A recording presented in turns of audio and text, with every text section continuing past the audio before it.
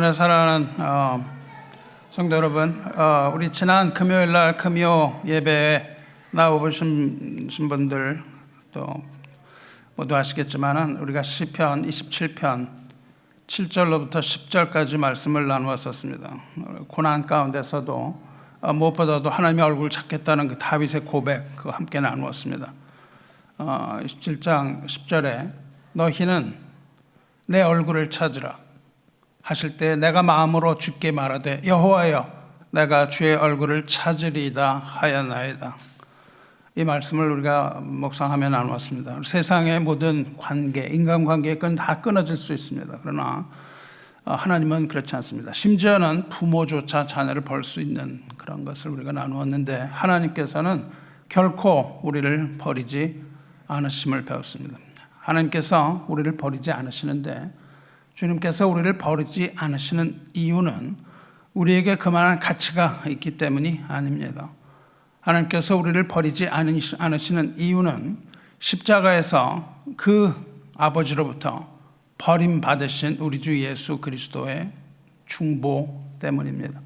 주님께서 십자가에서 엘리 엘리 라마 사박다니 나의 아버지 어찌하여 나를 버리셨나이까. 나를 버리신 그 아버지가 그렇게 독생자를 버리신 이유는 우리를 결코 버리지 않으시기 위해서인 것이죠. 우리가 금요일날 그것을 나누었습니다. 십자가에서 아버지는 아들에게 얼굴을 돌리셨습니다. 그것이 하나님의 사랑인데 아버지의 그 사랑이 우리를 붙들고 놓지 않으시는 거예요.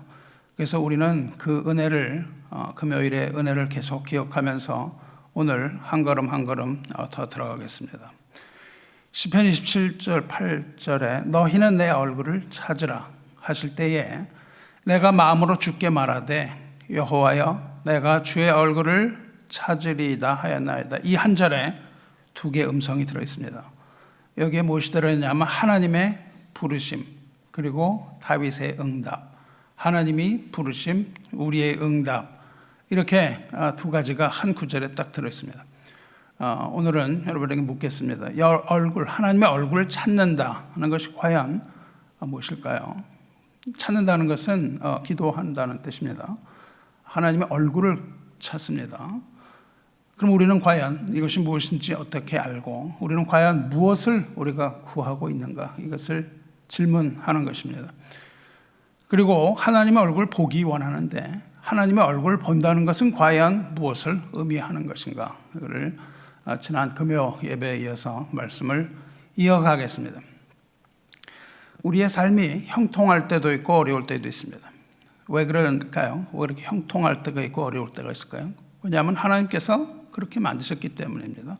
잠언 말씀에 그렇게 되어 있습니다. 우리가 형통할 때도 있고 공공할 때가 있는 것은 우리로 하여금 앞날을 알지 못하게 하기 위하여 하나님께서 이렇게 만드신 거예요. 우리는 그것을 거스리려고 합니다. 그래서 우리는 내일 무슨 일이 있는가 알기 위하여 점쟁이를 찾아가죠. 그것은 정면으로 하나님의 섭리에 도전하는 행위입니다. 우리의 삶이 형통할 때도 있고 공고할 때도 있는데 우리의 삶이 형통할 때는 착각의 바다에 빠져 삽니다. 손쉽게 착각의 바다에 빠져 살아요. 순풍에 돛을 단 것처럼 인생의 바다를 항해할 때가 있는데 그럴 때는 그것이 나의 지혜와 나의 능력으로 이 인생이라는 거친 이 바다를 완벽하게 내가 항해할 수 있다 이렇게 생각을 합니다. 이 성공의 달콤함이 우리에게 찾아오면은 하나님의 존재를 잊어버리기 쉽습니다. 이럴 때 하나님은 우리 인식에서 우리의 지각에서 아득한 그 지평선 너머로 아지랑이처럼 하나님이 사라지는 겁니다. 우리의 이 뇌가 그렇게 작용을 해요. 굉장히 편안합니다. 하나님이 사라지면 우리가 얼마나 편안한지 몰라요. 이런 안락함이 그런데 얼마나 위험한가요? 이 안락함은 우리의 영혼을 마비시킵니다. 우리의 영혼을 마비시키는 은밀하고 치명적인 독약입니다. 우리가 그런 약을 먹으면 편안하고 아주 안락하죠. 근데 그것은 우리에게 독약이 되는 것과 마찬가지입니다. 모든 것이 잘 풀리면 인간은 가시적인 평안에 속습니다. 평안하다고 느껴요. 그래서 하나님의 존재를 갈망하지 않습니다. 갈망하지 하기는커녕 하나님의 얼굴을 구하지도 않아요. 그래서 우리 기도에서 하나님의 얼굴이 사라집니다. 근데 매일 그렇게 견고한 삶이 있는가 하면 그렇죠. 평탄한 삶이냐 하면 아닙니다. 그렇게 견고했던 삶의 기반이 와르르 무너져 내립니다. 어떻게 무너져 내리냐면 와르르 무너져 내려요. 갑자기 무너집니다. 이때 상황이 반전됩니다. 우리가 의지했던 명예, 재물, 인간적인 이런 버팀목들이 순간적으로 부러지면 건물이 무너지는 것처럼 확 무너져요. 그때 우리 영혼이 깊은 잠에서 깨어나는 법입니다. 이 철저한 실패, 절망, 그리고 깊은 이 비참함의 골짜기에 내던져졌을 때 그때 비로소 우리의 시선이 땅에서 벗어나서 하늘을 향하는 거예요. 이 무너진 삶의 현장, 이거는 아주 비극으로 보입니다. 처참해요. 이렇게 무너질 때는 처참하고 비극으로 보이는데 실제는 그렇지 않다는 겁니다. 실제는 우리의 눈을 가리던 그 안개가 거두어지는 때고 아름다운 하나님의 얼굴, 주님의 얼굴을 바라보게 되는 그런 하나님의 거룩한 장치이고 거룩한 도구예요. 이 성경에는 수많은 그 믿음의 사람들이 등장을 합니다. 그들 모두가 그 깊고 어두운 골짜기에 빠졌어요. 에레미야 같은 경우는 그냥 그 웅덩이 빠져서 얼마나 고생을 합니까? 모두가 다 그 골짜기 한복판에 빠집니다. 기가 막힐 수렁에 다윗이 빠졌다고 고백을 하는 것도 그러시죠. 그리고 그 사람들이 모두 그 깊은 골짜기에서 하나님을 만났다고 한 목소리로 증언하고 있습니다. 그러니까 우리에게 주어지는 고난이라는 것은 우리를 파멸하게 하기 위한 하나님의 잔인한 불행, 행위가 아니고 고난은 아름다우신 왕을 향해 우리의 영혼의 눈을 뜨게 만들고 하나님의 얼굴을 갈망하게 만드는 그 가장 거룩하고 강렬한 은혜의 통로라는 사실 잊지 마시기 바라요. 이것이 하나님의 자녀에게 주어지는 하나님의 방법입니다. 우리가 아무도 없는 외로운 아무것도 남지 않은 그 황량한 빈 들판에 홀로 서 있을 때 그때야 비로소 우리 귀에는 왕 되신 우리 주님의 음성이 뚜렷하게 들려오는 것이고 우리의 눈에는 주님의 형상이 맺혀서 우리 눈에는 비치는 그 신성한 자리가 되는 거예요. 이것을 우리는 광야라고 부릅니다. 그래서 성경에는 그렇게 광야가 많이 나오는 것이죠. 성도 여러분, 오늘 우리는 이 이사야서와 요한계시록을 읽었는데 이사야와 계시록 말씀을 통해서 이 비참함의 골짜기에서 시작된 그 영혼의 갈망, 그것이 어떻게 우리를 깨끗하게 하는가, 그리고 마침내 어떻게 우리가 하나님의 얼굴을 보게 되는가, 이것을 살펴보려고 하는 겁니다. 이것이 은혜의 여정이에요. 우리 은혜의 여정인데 이 은혜의 여정을 추적하면서 저 여러분의 심령에 꺼져가는 그 숯불, 그런 것이 있다면 꺼져가는 심령이 다시금 하나님의 은혜 안에서 활활 타는 그런 영적인 불꽃으로 다시 타오르게 되기를 간절히 원합니다. 기원전 주전 701년에 유다 왕국에 큰 비극이 닥칩니다. 피가 그냥 낭자한 비극이 닥쳐요. 핏빛이 가득한 가장 잔혹한 민족이 유다를 쳐들어와서 학살합니다. 그 당시에 세계 최강의 제국이 어디였냐면 아수르였는데 세계 최강 제국 아수르는 아주 잔인했습니다. 아주 잔인한 그 제국이 예루살렘의 턱 밑까지 치고 들어왔어요. 그래서 사방이 다 불탔습니다. 성벽은 다 그냥 무너져 내렸습니다. 그래서 그 도성 예루살렘 안에는 비명소리, 절규 이런 것이 그냥 몰아치는 그런 지옥이 되어버렸습니다. 그 전에 유다 백성이 풍요로웠어요. 이 풍요에 취해서 세상이 아름다워 보였어요. 그래서 하나님을 잊어버렸던 이 유다 백성이 그렇게 함락되고 무너질 때 그때야 철저히 자기들의 무능함을 깨닫습니다. 자신들의 군대도 지켜주지 못했고 외교적인 수단도 모두 다 그냥 헛된 깃털에 날아가는 깃털에 불과했던 겁니다. 그 전에 유다는 하나님을 찾지 않았어요. 왜냐하면 모든 것이 다 풍요로웠기 때문에 하나님을 찾을 필요가 없단 말이죠. 그래서 풍요의 구름이 하나님을 가렸습니다. 그리고 그 아주 평탄한 삶, 이것이 유다 백성의 영혼의 눈을 어둡게 했습니다. 근데 아수르 제국의 침략, 잔혹한 약탈이 찾아왔을 때 그들이 붙들던 모든 버팀목이 단번에 다 무너져 왔을 때 그들은 더 이상 버틸 수가 없습니다. 그래서 이렇게 얘기합니다. 여호와여, 그때 하나님을 찾아. 여호와여, 우리에게 은혜를 베푸소서. 우리가 주를 앙망하오니 주는 아침마다 우리의 팔이 되시며 환난 때 우리의 구원이 되소서. 요란한 소리로 말미암아, 여기서 요란한 소리는 그 적의 침공을 얘기하죠. 요란한 소리로 말미암아 민족들이 도망하며 주께서 이름으로 일어나심으로 말미암아 나라들이 흩어졌나이다. 그때야 하나님을 찾습니다. 더 이상 버틸 수 없다는 이 통렬한 이 절규, 이것이 그들의 영혼 밑바닥에서 터져 나오는 거죠. 하나님을 찾지 않게 될 수 없습니다. 그래서 그때 비로소 하나님을 찾게 됩니다. 성도 여러분, 하나님을 찾아야만 하는 이건 비참한 거예요. 이 비참함은 우리 인생의 거짓된 이 안개를 거두어냅니다. 그것을 그러한 우리에게 주어지는 아픈 가시라는 것을 잊지 마시기 바라요. 사도 바울 역시 그 절박한 영적인 그 비참함, 이것을 느낍니다. 그것이 로마서 7장이죠. 지식으로 충만하고 율법으로 가득하고 도덕적 열심으로 완벽하게 무장했습니다. 그래서 평탄한 삶을 살았어요. 그 사도 바울이 자기 자신의 깊은 부패, 어쩔 수 없는 부패를 목도합니다. 아무리 몸부림을 쳐도 그 죄의 사슬을 끊을 수가 없는 거예요. 사도 바울은 자기의 의로움으로 가득 찼습니다. 자기의 의로움으로 가득 차서 그 화려한 그것이 가득했었는데 그것이 무너져 내리고 바울은 이제 그 절망의 골짜기에 빠집니다. 거기서 바울이 비명을 지르죠. 로마서 7장 24절에 내 속사람으로는 하나님의 법을 즐거워하되 내 지체 속에서 한 다른 법이 나 마음의 법과 싸워 내 지체 속에 있는 죄의 법으로 나를 사로잡는 것을 보는도다. 오호라, 나는 공고한 사람이로다. 이 사망의 몸에서 누가 나를 건져내랴. 이렇게 탄식합니다. 그 전에 사도 바울은 굉장히 잘난 척을 했어요. 로마서 1장, 2장, 3절 모든 것이 다 죄인인데 오직 믿음으로 의를 얻습니다. 이런 그냥 교리를 막 외웠다고요. 근데 그 교리를 외웠는데 그 교리를 하나도 지키지 못하는 자신을 7장에서 보고 낙심하는 겁니다.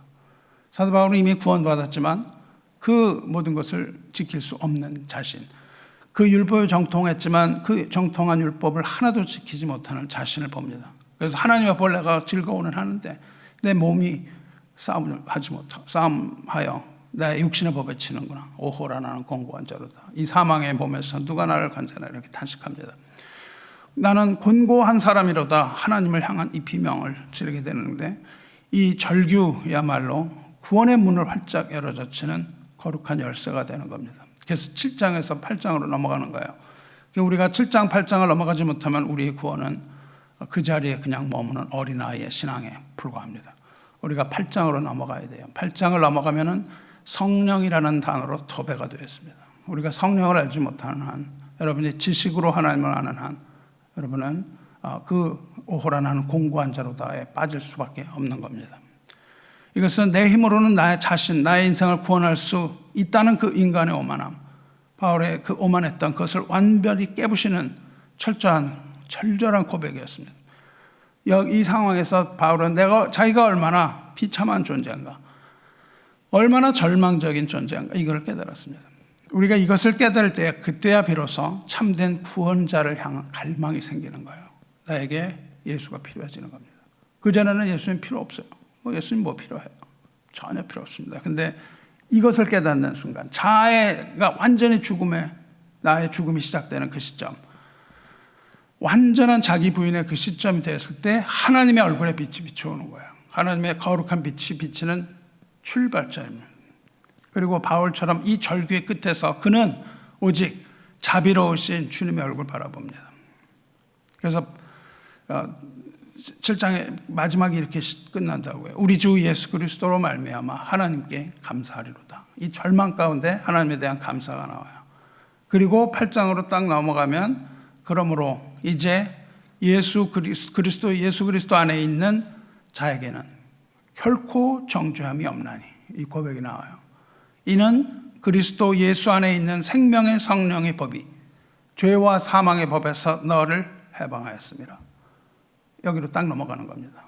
그 수렁에 빠져있던 자가 갑자기 구원을 받게 되는 이 하나님의 법이 여기서 드러나는 거예요. 사랑하는 성도 여러분, 그 기독교 변증가로 유명한 C.S. 루이스라고 아시죠? 그가 The Problem of Pain, 고통의 문제라는 책을 썼는데 거기에 이렇게 되어 있습니다. 하나님은 우리의 쾌락 속에서는 나직이 속삭이시지만 우리의 고통 속에는 세상을 깨우시는 확성기로 외치신다. 이렇게 되어 있습니다. 평안할 때 하나님 말씀 음성을 못 듣는다는 거예요. 고통에 빠진 자에게 하나님의 음성이 크게 들려온다는 겁니다. 그렇습니다. 평탄할 때 우리는 하나님의 음성 듣지 못합니다. 왜냐하면 하나님이 말씀하시지 않기 때문이 아니라 우리의 영혼이 둔감해졌기 때문이에요. 듣는 귀가 막혀버렸기 때문입니다. 그러나 시련의 폭풍이 몰려올 때는 하나님의 확성기가 우리 심령을 흔들어서 깨우는 겁니다. 이제 더 가면 망하는 거예요. 여러분, 왜 예수님 우리를 양이라고 그러셨죠? 양은 진짜 자기 망할 길로만 가요. 그런 영상 보시면 압니다. 그냥 불구덩이가 있는데 그냥 막 들어가는 거예요. 그냥 이런 그 골짜기가 있는데 그냥 글로 들어가요. 그래서 꺼내놓으면은 막 뛰면서 또 거기를 들어가요. 그 불덩이로 들어가는 거를 목자가 가서 그냥 꼬리 쪽을 잡아당겨가지고 막 끌어내거든요. 근데 들어가면서도 그걸 모릅니다. 그런 거죠.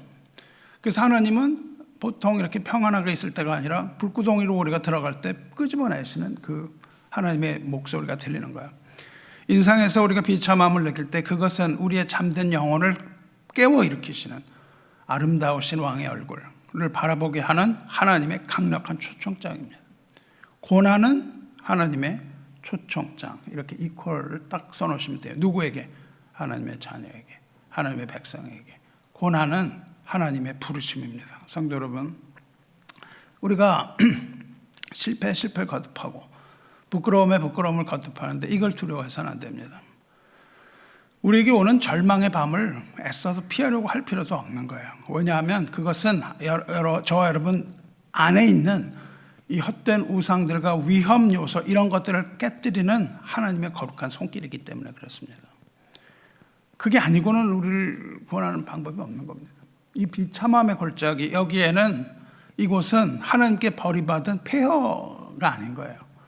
거기에서 영원한 왕이신 주님의 얼굴을 바라보고 우리 영의 눈을 뜨게 해주시는 그 하나님의 은혜의 첫 번째 방문입니다. 이제 그 유다 얘기로 잠깐 다시 돌아가 보겠습니다. 이 아주 잔혹한 앗수르가 질러놓은 그 불길 속에서 예루살렘은 공포에 떨면서 부르짖어서 외쳐요.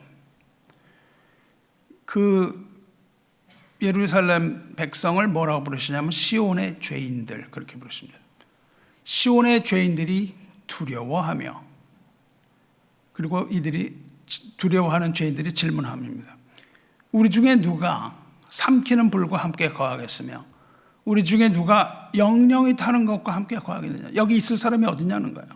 다시 말하면 우리 중에 누가 하나님 앞에 설 수 있겠느냐. 그걸 물어봅니다. 이제 그러한 어려움을 당한 후에, 비참해진 후에 이제 우리 중에 누가 하나님 앞에 설 수 있겠냐. 아무도 설 사람이 없다는 겁니다.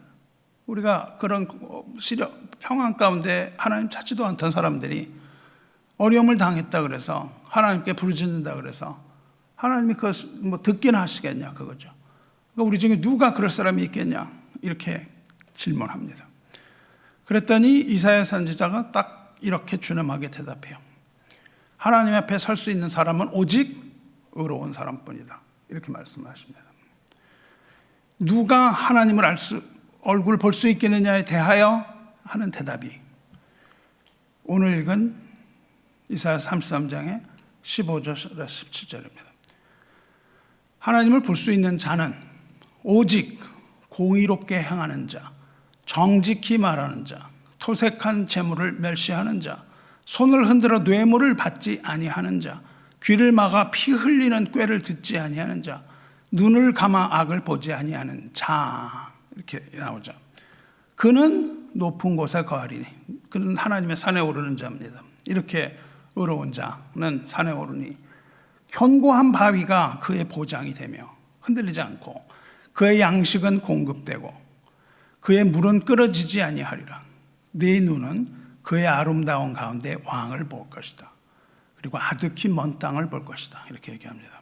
의로운 사람만이 아름다우신 왕 하나님을 바라볼 것이며 의로운 사람만이 아득히, 여기서 아득히 먼 땅이라는 거예요. 아득히 먼 땅, 천국을 바라볼 수 있을 것이다.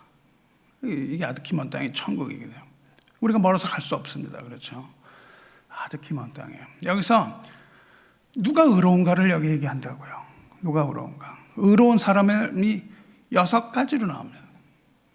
지금 제가 셌잖아요. 6가지로. 6가지 의로움을 가져야 하나님을 보고 6가지 의로움을 가져야 천국에 들어간다는 뜻이에요. 이것이 6가지 행동으로 나타납니다. 1. 공의롭게 행하는 자. 행한다는 건 walking, 걸어간다는 뜻입니다.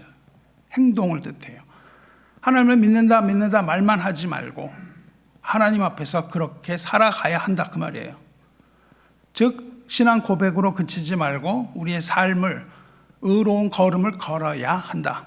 그게 첫 번째입니다. 두 번째는 정직히 말하는 자. 두 번째 의로움은 말에서 나타나요. 하나님 앞에서 행동하는 신앙일 뿐만 아니라 말조심을 해야 된다는 겁니다. 정직하고 올바른 말을 하는 신앙이라야 한다. 세 번째, 토색한 재물을 멸시하는 자. 여기서 돈과 권력의 문제가 나옵니다. 토색이라는 것은 뭐냐 하면 다른 사람을 압박하거나 사기를 치거나 착취를 해서 이익을 얻는 행위를 말해요. 돈 문제에 있어서 여러분이 돈 문제에 있어서 내가 이득을 얻을 수 있을까 하는 것을 생각하기 전에 내가 하는 이것이 하나님 앞에서 옳으냐를 하나님 앞에서 물어봐야 되는 겁니다. 이게 옳은 것인가? 그것을 묻는 사람이 의로운 사람입니다. 네 번째로 뭡니까? 손을 흔들어 뇌물을 받지 않은 자. 손이 깨끗한 자, 뇌물 받지 않는 자가 의로운 자라고 말합니다. 다섯 번째, 귀를 막아서 피 흘리는 꾀를 듣지 않는 자. 악한 일을 듣고 즐기지 않는 거예요. 무슨 악한 일을 할 때 내가 그 즐거워서 옆 사람이 고난당하고 있는 걸 내가 즐거워한다거나 옆 나라가 공격을 받고 있는 걸 내가 즐겨한다거나 폭력과 살인 이런 걸 듣고 즐거워한다. 그런 면에서 여러분 영화 보는 건 다 여기 속합니다. 뭐 폭력 영화, 느와르 무슨 뭐 영화 이런 거 다 보면 안 된다는 것이죠. 이걸 따르면 남을 해치는 걸 보고 귀를 기울이는 거. 이런 음모가 있구나. 굉장히 재미있네. 이게 여러분 남 싸우는 거 얼마나 재밌어요. 남이 싸우는 건 무지하게 재밌잖아요. 그러면 안 된다는 겁니다. 남을 해치고 일에 귀를 기울이는 것, 그 자체를 즐기지 않는 자가 의로운 자다. 이렇게 얘기해요. 여섯 번째는 눈을 감아서 악을 보지 않는 자. 악이 존재하고 폭력이 막 난무하는데 나 몰라라 그러고 있는 거예요. 옆에서는 막 그냥 난리가 나고 그냥 옆 사람이 죽어나가는데 눈을 감고 외면하는 자, 의로운 자가 아니라는 겁니다. 여러분 어떠세요?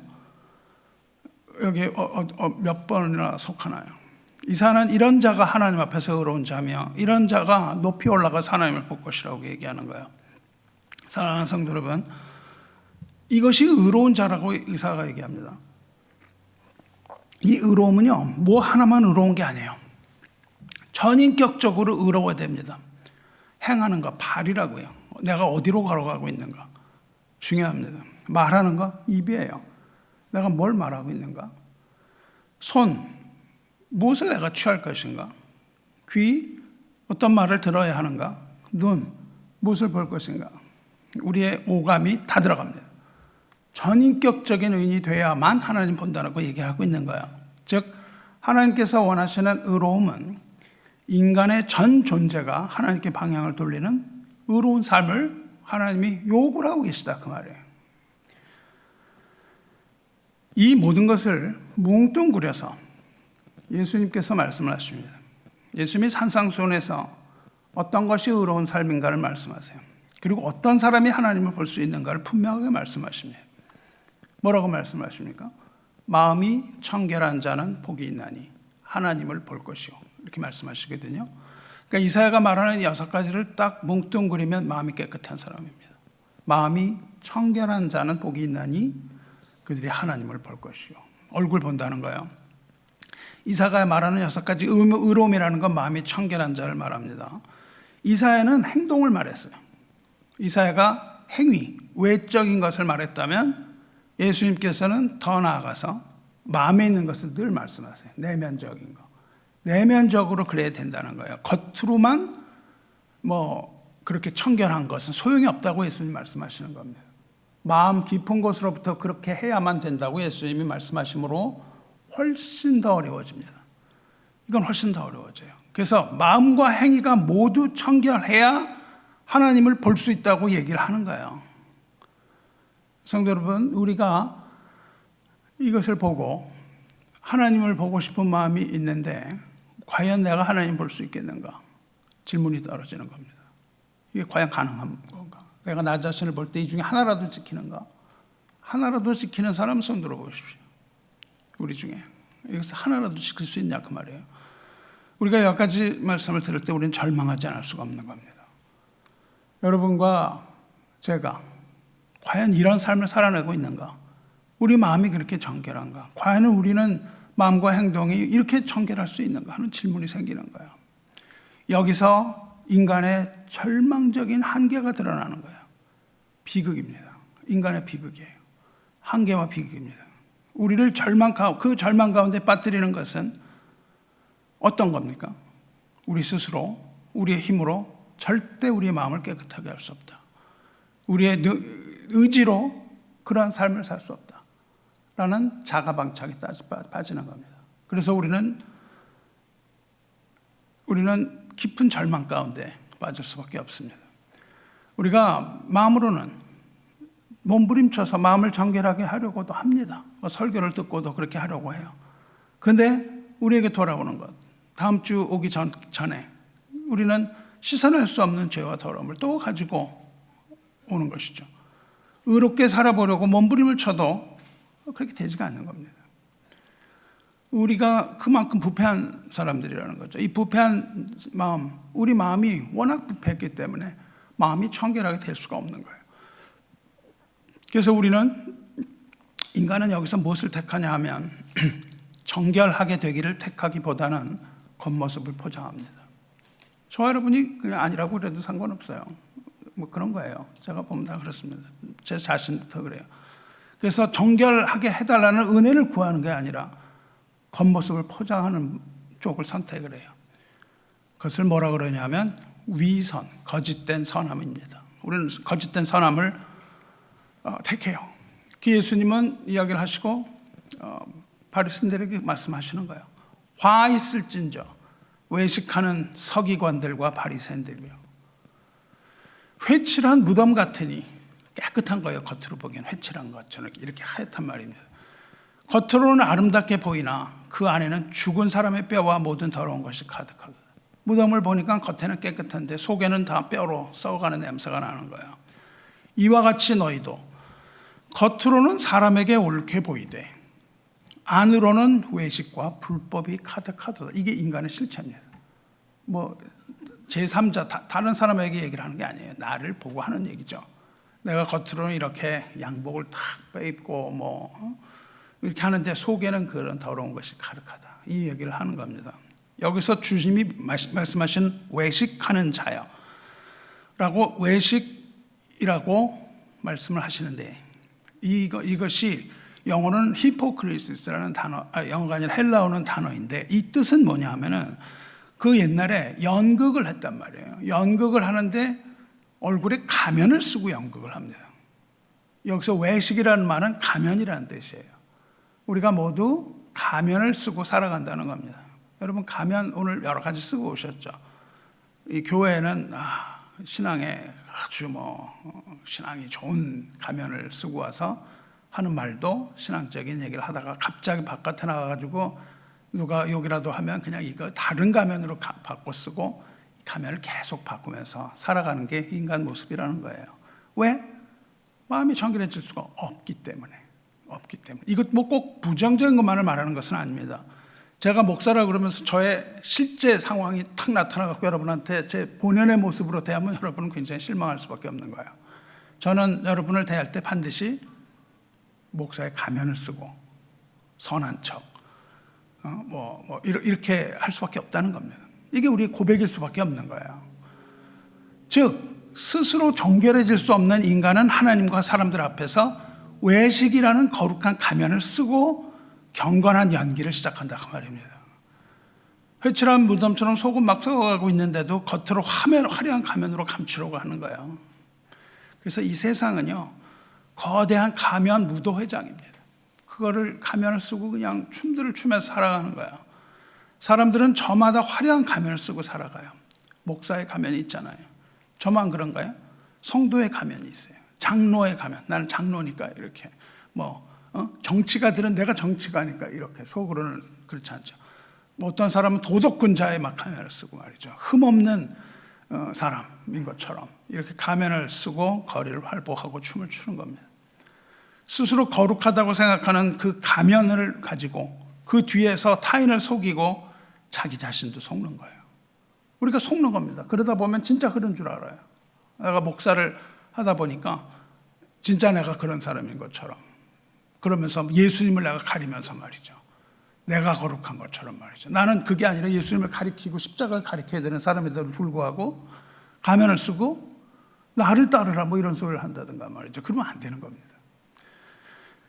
가면을 덧칠하면서 세상의 인정을 이렇게 구하는 동안 우리 영혼은 썩어 들어가는 거예요.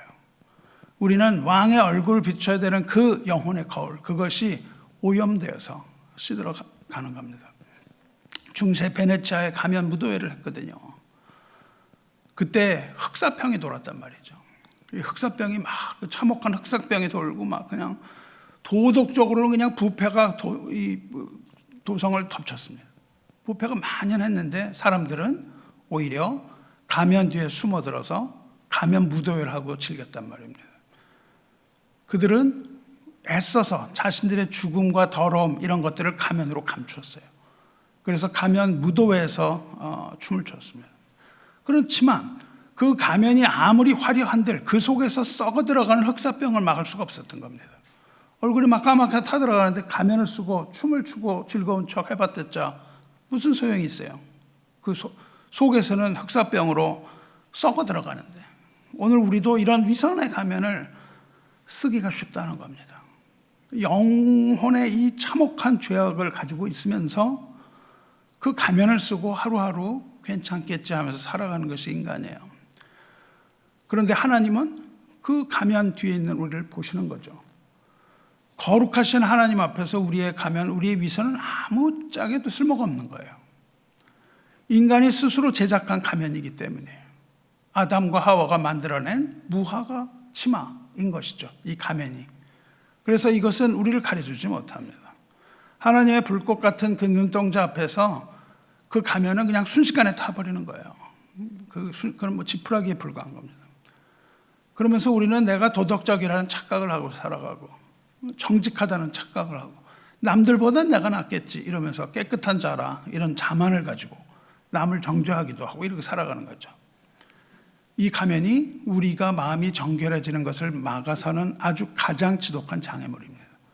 가면을 쓰고 있는 한 우리는 마음의 그 썩은 것을 고칠 수가 없어요. 위선의 가면을 계속 쓰고 있는 한 우리는 영원하신 왕의 하나님의 얼굴을 못 봅니다. 가면에 가려서 우리는 하나님을 볼 수가 없어요. 그래서 예수께서 화 있을진저 외식하는 서기관들과 바리새인들이요. 주님은 외식하는 자들을 통해서 화가 있을 것이라고 준엄하게 경고하고 계시는 겁니다. 하나님은 우리의 화려한 가면 뒤가 아니라 그 뒤에 숨은 그 애통하는 심령, 우리의 그 애통하는 심령을 요구하고 계신 거예요. 정결이라는 것은 하나님을 보기 위해 정결해야 되는데 정결이라는 것은 내 힘으로 가면 위에 덧칠하는 게 아니에요. 우리는 계속 덧칠하잖아요. 오히려 정결은 하나님 앞에서 나의 가식과 나의 위선을 철저하게 내가 인정을 하는 겁니다. 인정을 하고 그 가면을 벗어던지는 거예요. 그런데 가면을 벗어지기 힘들죠. 하나님, 저는 몸과 마음이 부패한 사람입니다. 저에게는 선한 것이 하나도 없습니다. 이렇게 자복하는 겁니다. 자복하고 할 때 왕의 얼굴이 비치기 시작하는 거예요. 우리가 드디어 가면을 벗고 세상을 보는 겁니다. 이렇게 위선을 가면을 벗어내는 자만이 왕의 얼굴을 대면하는 그 거룩한 도성, 천국 하나님의 나라로 나갈 수가 있는 겁니다. 그런데 그 가면을 벗을 수가 없는 거예요. 내가 이 가면을 벗는 순간 나는 이 세상에 살기가 어렵게 됩니다. 여러분이 가면 벗으시면 정말 살기 어렵습니다. 그래서 가면을 벗지 못해요. 성도 여러분, 이사야가 제시한 이 정결의 기준 앞에 서서 견뎌낼 수 있는 사람은 없어요. 공의와 정직과 완전한 무죄를 요구하는 그 율법 앞에서 우리는 아주 절망적인 죄인일 수밖에 없다는 거예요. 가면을 쓴 죄인입니다. 그래서 내 노력으로는 전혀 이거를 씻어낼 수도 없고 절망의 벽에 부딪힌 상태에서 가면을 쓰고 하루하루 살아가는 모습이 우리의 모습입니다. 그런데 복음은 어디에서 시작하냐면 바로 그 깊은 절망에서 복음이 시작되는 거예요. 복음은 우리가 잘 살고 평탄할 때 시작됐지 않습니까? 복음은 우리가 바닥에 완전히 넘어져 버리고 더 이상 일어나지 못하는 이 완벽한 절망의 벽에 완벽하게 부딪혔을 때 완전한 우리의 절망 가운데서 복음이 시작되는 거예요. 그래서 우리가 그러한 절망에 빠졌을 때 여기에 위대한 반전이 일어나기 시작하는 겁니다. 절망의 벽에 부딪혀서 좌절한 죄인을 향해서 하나님께서는 정결하게 하는 그 구원의 길을 열어주시는 거예요. 이게 복음입니다. 우리가 아무리 애써도 나가지 못하는 그 길을 하나님께서 길을 열어주시는 거예요. 그게 바로 무엇입니까? 그것이 바로 예수 그리스도의 십자가입니다. 이렇게 우리가 절망 가운데 있을 때에 우리는 비로소 눈을 들어서 그리스도의 십자가를 보는 거예요. 십자가는 그렇게 친절한 게 아니에요. 십자가는요, 우리가 쓰고 있는 이 가면을 산산이 부서뜨려 버리는 하나님의 몽둥이입니다. 하나님의 몽둥이에요. 이건 우리가 벗질 못하거든요. 이 위선의 가면을 완전히 부수는, 완전히 깨뜨려 버리는 거룩한 하나님의 몽둥이가 십자가예요. 십자가 앞에서 우리의 가식, 우리의 자랑은 다 무력하게 깨져버리는 겁니다. 그 앞에 설 수 있는 사람이 없어요. 가면을 쓰고 두려움과 절망 가운데 있는 죄인에게 하나님이 나타나시는 거예요. 아, 하나님, 내가 이렇게 괴롭습니다. 나를 위로해 주세요. 여러분 그러면서 교회 나오잖아요. 아, 세상 살아가기 이렇게 힘들어요. 그런데 어떻게 합니까? 하나님이 몽둥이를 들고 나타나세요. 그 책이 뭐냐면 The Hammer of God. 하나님이 망치를 들고 나타나신다. 우리가 그 가면으로 우리에게 철저하게 깨지지 않을 듯한 방어벽을 치고 살아가는데 하나님께서 나타나셔서 망치로 우리가 쳐놓은 그것, 자아라는 깨지지 않는 이런 것, 이것을 하나님이 망치로 깨뜨려 버리시는 거예요. 십자가를 볼 때 십자가는 우리가 가지고 있는 가면을 산산히 깨뜨립니다. 더 이상 어떻게 할 수가 없어요. 십자가 앞에서. 성도 여러분, 우리가 구약에 가장 잘 나오는 사람이 야곱 아니에요. 야곱은 그냥 깨지고 또 깨지고 깨지는 인생입니다. 여러분 보시면 계속 깨져요. 어떤 분이 어떤 목사님이 야곱 책을 쓰셨는데 깨져야 하리 또 깨져야 하리 이러고 쓰셨더라고요. 챕터 1 깨졌다, 챕터 2 깨졌다, 챕터 3 또 깨진다, 챕터 4 완전 깨진다, 죽을 때까지 깨진다. 이거 쓰신 거예요. 야곱이 왜 이렇게 깨졌어요? 야곱이 깨진 이유는 하나님이 그 깨뜨림을 절대 포기하지 않으시기 때문입니다. 계속해서 하나님이 깨뜨리시는 거예요. 그게 하나님의 열심이고 하나님의 사랑입니다. 산산이 깨뜨려서라도 반드시 구원을 해내겠다라는 하나님의 의지고 하나님의 열심인 거예요. 우리가 그런 사람들이에요. 우리가 한번 이제부터 잘 살아. 잘 삽니까? 절대 안 살아요. 계속 우리는 딴짓하거든요. 우리는 양 같아서 각각 자기 갈 길로 갔단 말이죠. 하나님은 계속 쫓아오면서 이걸 계속 깨뜨리시는 이것. 우리를 반드시 구원해내겠다는 하나님의 강렬한 의지입니다. 계속해서 고난이 오는 거예요. 우리에게. 강력한 의지, 이것이 하나님의 절대적인 사랑입니다. 하나님의 절대적인 사랑이고 이것이 바로 십자가의 복음이에요. 십자가의 복음은 우리를 절대 놓지 않는 하나님의 끈질긴 사랑. 이게 복음입니다. 주님은 우리의 그 죄, 수치, 우리 내면의 이 끔찍한 그 자기 더러움, 이런 거를 주님은 십자가에서 온몸으로 우리의 그것들을 다 짊어지고 피를 흘리셨어요. 거기에 피가 없으면 안 되는 겁니다. 우리의 그 모든 것을 피로 대신하셨어요. 그래서 그리스도의 피만이 이렇게 오염된 우리의 영혼, 이거를 깨끗하게 씻어내는 유일한 그 정화의 샘물입니다. 우리의 마음이 깨끗해질 수 있는 것은 예수 그리스도의 피밖에 없다는 거예요. 우리의 어떠함이 거기에 전혀 작용을 하지 않아요. 오직 예수 그리스도의 피만이 그렇게 만드는 겁니다. 예수 그리스도의 피만이, 예수님의 피 묻은 십자가만이 우리의 가면을 깨뜨리는 하나님 사랑의 강력한 도구다 그 말입니다. 요한 1서 1장 7절에 그가 빛 가운데 계신 것 같이 우리도 빛 가운데 행하면 우리가 서로 교제가 있고 그 아들 예수의 피가 우리를 모든 죄에서 깨끗하게 하실 것이요, 그렇게 말씀한단 말이죠. 예수의 피는 우리의 죄를 깨끗하게 합니다. 이렇게 완전히 절망한 사람만이 구원 얻을 수 있는 겁니다.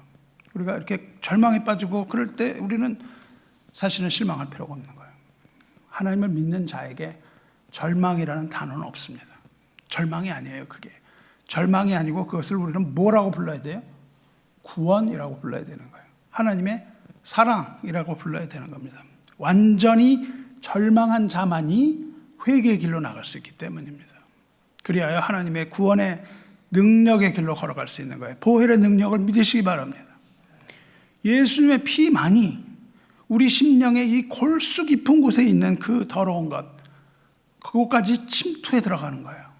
그래서 우리 죄악을 정결하게 씻으시는 겁니다. 십자가 앞에 나아가서 나의 부패함, 나의 죄를 있는 그대로 고백을 할 때 주님은 그 붉은 피로 우리의 죄를 눈과 같이 하얗게 씻어주는 것이죠.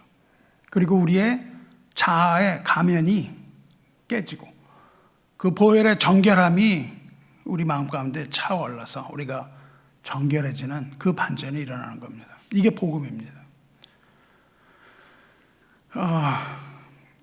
그 미켈란젤로라고 있어요. 미켈란젤로가 다윗상을 봤단 말이죠. 다윗상으로 아주 유명한 르네상스 시대 작가인데 사람들이 질문하는 거예요. 당신은 어떻게 그렇게 이 돌이 버려진 돌로 만들었단 말이죠. 이게 버려지고 아무 쓸모없어 보이는 이 돌을 가지고 다윗의 아름다운 상을 만들었어요. 조각을. 그때 물어봅니다. 당신은 도대체 무슨 비결로 그렇게 그런 돌을 가지고 아름답게 조각을 했냐. 그러니까 미켈란젤로가 뭐라냐면 그 내가 판 게 아니다 그래요.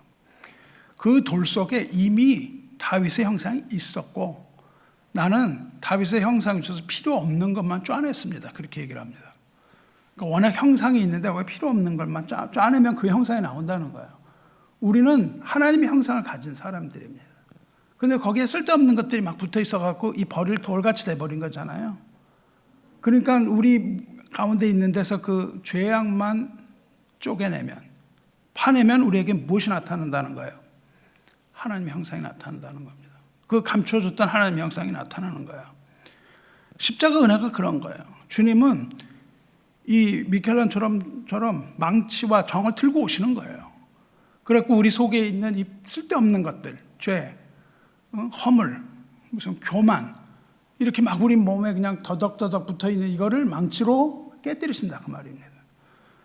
우리 영혼을 둘러싸고 있는 위선, 나를 가리고 있는 자만, 죄악, 이런 불필요한 돌조각, 이런 것들을 정으로 깨뜨리시면 우리는 하나님의 형상이 회복되는 거예요. 그러니까 우리에게 있어서 해결해야 될 건 뭡니까? 죄의 문제가 해결되면, 맨 처음에 반란을 일으켰을 때 아담과 하와가 가졌던 그 부패와 반란의 문제가 해결되면 우리는 하나님의 자녀로 하나님의 모습으로 회복된다 그겁니다. 아주 간단한 거거든요.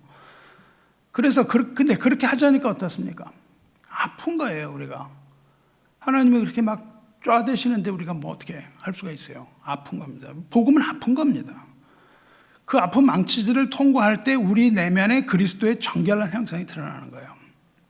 그래서 다윗이 그렇게 기도합니다. 하나님이여, 내 속에 정한 마음을 창조하시고 내 안에 정직한 영을 새롭게 하소서. 구원합니다. 내 속에 정한 마음 창조하셔서, 이 고백이 우리 기도가 돼야 되는 겁니다. 정결함이라는 것은 도덕 훈련으로 되지 않는다고요. 정결함이라는 것은 오직 창조주 하나님께서 재창조의 역사를 통해서만, 거듭남의 역사를 통해서만 가능한 거예요. 십자가의 보혈로 깨끗함을 입은 심령만이 왕의 얼굴을 바라보는 거룩한 시각을 회복하는 겁니다. 이 회복입니다. 사랑하는 성도 여러분, 당장 우리는 이 짐을 내려놔야 되는 거예요. 죄의 짐을 내려놓고 십자가 앞으로 달려가야 돼요. 그리고 우리 보혈의 샘물, 아까 우리 찬송했지만 그 보혈의 샘물, 우리를 깨끗하게 하는 그 샘물에 우리의 영혼을 적셔야 됩니다. 거기서 그 샘물에 씻어야 됩니다. 가면을 벗고 주님의 보혈을 의지할 때에, 그때야 비로소 우리 마음에 하나님의 거룩한 형상이 회복되고 우리의 몸속에 가려져 있던 것들이 투명하게 형상이 드러나게 되는 거다, 그 말입니다. 사랑하는 성도 여러분, 마음이 청결한 자는 복이 있나니 하나님을 볼 것이요. 아까 우리가 읽었을 때 이건 왠지 할 수 없는 거라고 생각이 드는 거예요. 불가능한 겁니다. 불가능한 건데 이제 우리는 이게 불가능한 게 아니라는 것을 깨닫는 겁니다. 복음을 들은 자는 이것이 가능하다는 것을 깨닫는 자가 복음을 들은 자예요. 듣고 이해한 자입니다. 이사야 선지자가 말하는 그 6가지, 불가능해 보이는 6가지 행위, 겉으로 할 수 없는 이 6가지 행위, 그 다음에 예수님 말씀하신 마음으로 할 수 없는 그 청결함, 이거가 다 불가능하지 않다는 거예요. 왜냐하면 만약에 그것이 불가능하다면 이사야는 왜 그렇게 애써서 그거를 선포하고 다녀요? 다 되지도 않을 것을. 그렇지 않습니다. 선포합니다. 예수님은 왜 산상수훈에서 그 수많은 사람들한테 이 설교를 하십니까? 할 수 있다는 거거든요. 이게 할 수 없는 것을 한 게 아니라는 것입니다. 할 수 있다는 겁니다. 어떻게 할 수 있다는 거예요? 십자가 보혈로 마음이 깨끗해진 자들이라는 거예요. 이사야 선지자는 그런 자들에게 영광스러운 약속을 선포합니다. 그렇게 이루어지면 내 눈은 그 아름다운 가운데 왕을 보며 아득히 먼 땅을 바라보겠고, 그렇게 얘기를 한다고요. 그림자 가운데 그렇게 얘기합니다. 이것은 반드시 이루어질 약속이에요. 이사야가 한 모든 약속은 모두가 다 하나도 빠지지 않고 다 이루어집니다. 다 이루어졌어요. 다니엘이 한 모든 약속은 다 이루어졌어요. 그런데 그 모든 것들이 역사 가운데 다 일어났어요. 증명할 수 있습니다. 그 역사 가운데 다 증명을 했는데 이게 이루어지지 않은 것들이 있어요. 그래서 자유주의 신학자들은 얘기합니다. 거 봐라, 그게 다 맞는 것 같지만 아니야, 틀렸어, 이렇게 얘기를 합니다. 근데 그렇지 않습니다. 이루어지지 않은 것은 아직 이루어지지 않은 거예요. 앞으로 이루어질 일들입니다. 그래서 이렇게 될 것이라고 예언하다가 뒷부분에 가서 안 맞아요. 근데 그 뒷부분은 마침내 이루어질 일이기 때문에 아직 우리가 보지 못한 겁니다. 우리는 과거만 보지 미래를 보지 못했거든요. 그럼 이 약속은 어디에서 이루어지느냐? 이 약속은 요한계시록에서 찬란하게 완성이 되는 겁니다. 이것은 언제 이루어지냐 하면 하나님의 나라가 완성될 때 이루어지는 거예요. 이것을 육의 눈으로 보지 못합니다. 우리에게 영의 눈으로, 성령의 도우심으로만 볼 수 있습니다. 그 하나님의 나라가 도래했을 때 어떤 하나님의 나라인가가 계시록에 정확하게 예언이 되고 있습니다. 하나님의 나라는 다시 밤이 없고 등불이나 햇빛이 필요 없는 하나님의 도성이다. 이것을 어거스틴이 썼죠. The City of God, 하나님의 도성, 유명한 책입니다. 그 하나님의 도성이라는 것이 새하늘과 새 땅, 새 예루살렘 말이에요. 22장 5절에 다시 밤이 없겠고 등불과 햇빛이 쓸데없으니 이는 주 하나님이 그들에게 빛이심이라 그들이 세세토록 왕노릇하리로다. 성도 여러분, 예수 그리스도의 피를 믿는 믿음으로 우리 모두 다, 저 여러분 한 사람도 빠짐없이 그 높은 곳 하나님의 도성에 이르시기를 주님의 이름으로 축원합니다. 거기는 밤이 없는 곳입니다. 거긴 죽음이 없는 곳입니다. 두려움도 없는 곳입니다. 더 이상의 심판도 없고 하나님의 단절도 없는 곳입니다. 거기는 오직 하늘로부터 내려오는 하나님의 도성, 새 예루살렘, 그곳이 바로 새 하늘과 새 땅입니다. 거기에는 등불이나 햇빛이 필요 없습니다. 너무너무 초라한 빛입니다. 왜냐하면 하나님이 그들에게 비추시기 때문입니다. 하나님의 얼굴에서 나오는 영광의 빛이 그 도성 전체를 비추기 때문에 거기에는 햇빛과 등불 같은 거 필요 없습니다. 여러분, 이렇게 해가 막 밝게 하는데 무슨 촛불 하나 가지고 봤댔자 뭐 그걸 보이지도 않잖아요.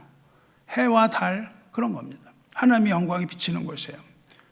여호와는 나의 빛이요 나의 구원이시니, 하나님의 얼굴에서 나오는 그 영광의 빛, 거기가 바로 천국입니다. 천국은 하나님의 얼굴이 비치는 곳, 하나님이 비치시는 곳입니다.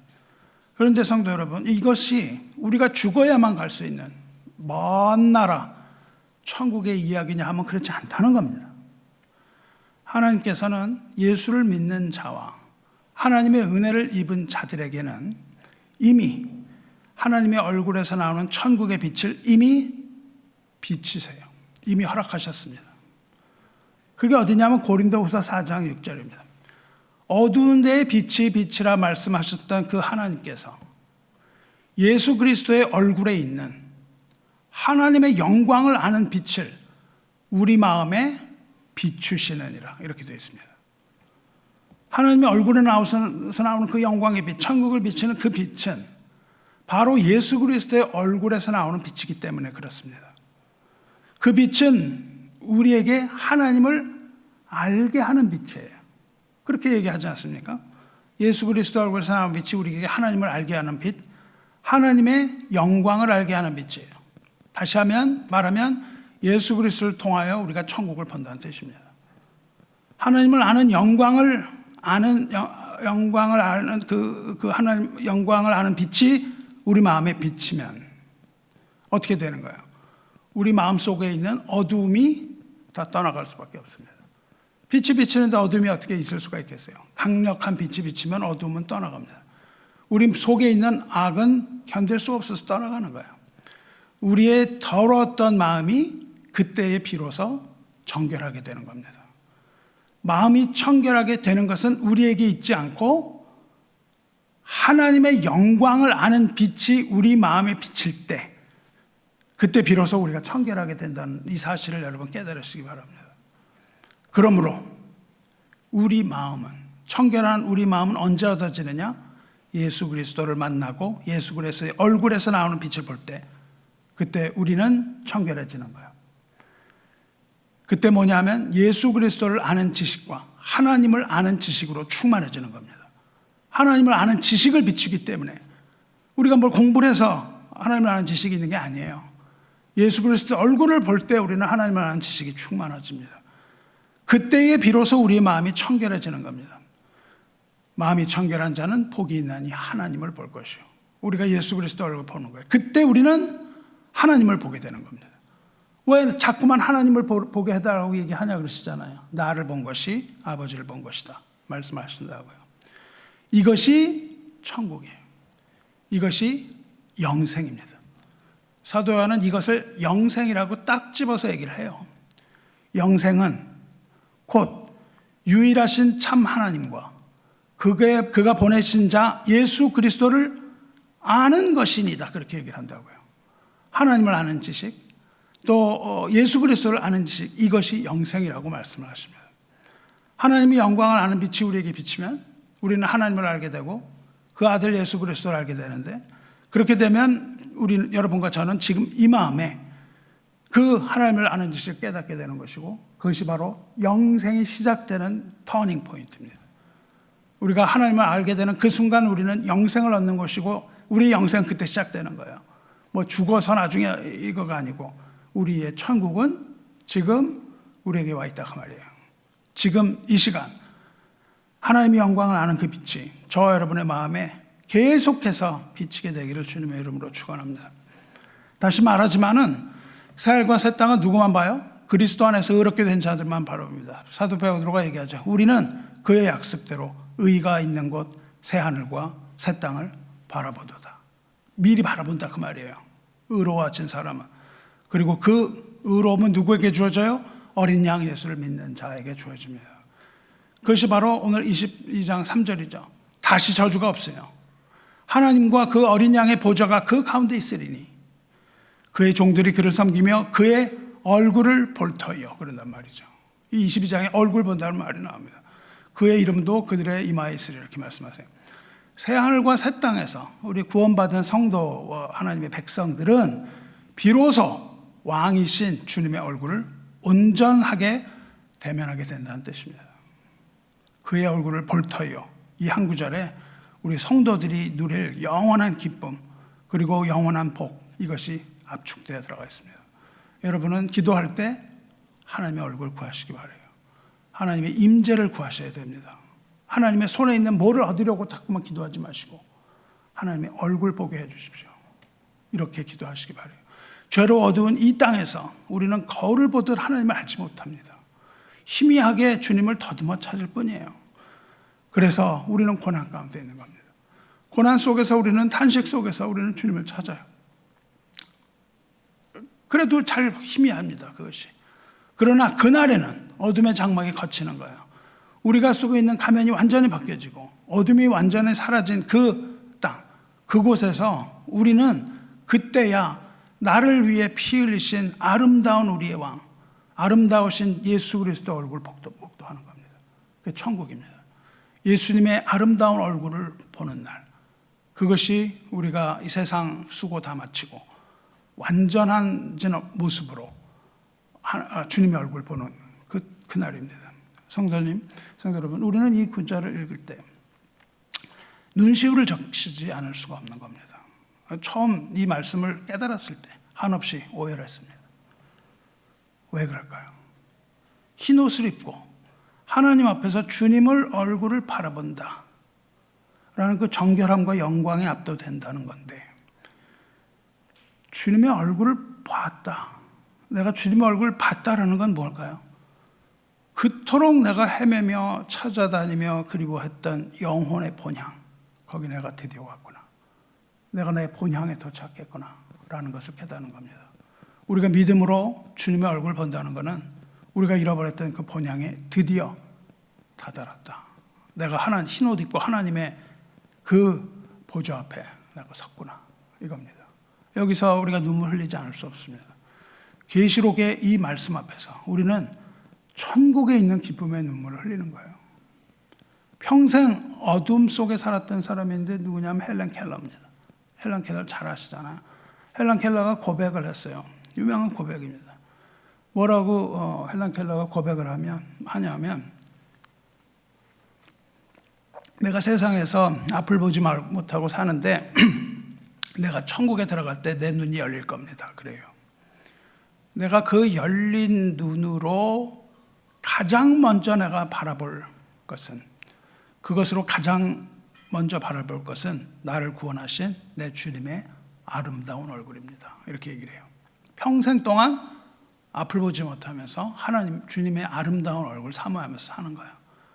이렇게 앞을 보지 못하는 사람이 오히려 아름다운 하나님의 얼굴을 보는 것입니다. 고난의 어둠을 통과하고 정결함을 입은 성도가 마침내 우리가 만나는 것은 주님의 얼굴을 보는 거예요. 주님의 사랑의 그 눈과 내 눈이 딱 마주치는 그 순간, 이 땅에서 여러분이 겪었던 그 어려움, 눈물, 아픔, 고난의 시간, 이런 것들은 눈 녹듯이 스르르 녹아져 없어지는 것이고 완벽하게 씻겨져 나가는 겁니다.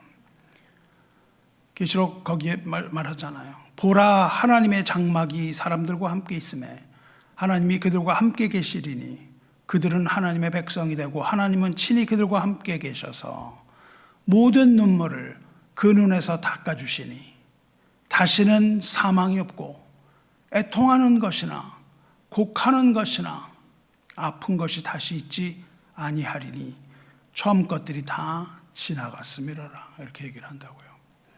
하나님을 본다는 것은 생수 같은 맑음과 그 빛을 우리 영혼 속에 깊이 들이마시는 겁니다. 시원한 생수를 마시고 그 빛을 우리 숨을 쉬는 거예요. 그것은 주님을 향해서 우리가 뛰어가는 겁니다. 그 길 잃었던 어린아이가 어머니 품으로 그냥 달려가서 안기는 것처럼 모든 시련의 기억을 다 잊어버리고 우리가 실컷 울어버린 뒤에 거기서 편히 쉬는 겁니다. 이게 천국입니다. 우리는 더 이상 세상의 한숨과 비참함 이런 거에 매이지 말아야 되는 거예요. 아름다우신 왕의 그 찬란한 영광이 우리 영혼을 완벽하게 채울 것이기 때문입니다. 이것이 바로 이 세상을 살아가는 순례자, 우리들이 바라봐야 할 영원한 천국의 소망입니다. 이 땅에서 실패, 수치, 위선 이런 가면 기도회는 지나가고 맙니다. 우리는 정결한 신부의 옷을 입은 성도, 어린 양의 신부로 그 황금길을 다 지나가서 왕의 보좌 앞으로 담대히 걸어가는 겁니다. 그리고 영원토록 주님의 아름다운 얼굴, 하나님의 얼굴을 대면하면서 우리는 거기서 감격의 찬송을 부르는 거예요. 어린 양과 하나님의 이름을 찬송하시기 바랍니다. 할렐루야. 그리스도 안에 사랑하는 성도 여러분, 지금 인생의 실패, 비참함, 나의 더러움 이런 것 때문에 낙심하고 계십니까? 그러나 기억하시기 바라요. 여러분이 있는 그 두려움과 절망의 자리, 그 자리는 여러분을 파멸시키는 폐허가 아닌 거죠.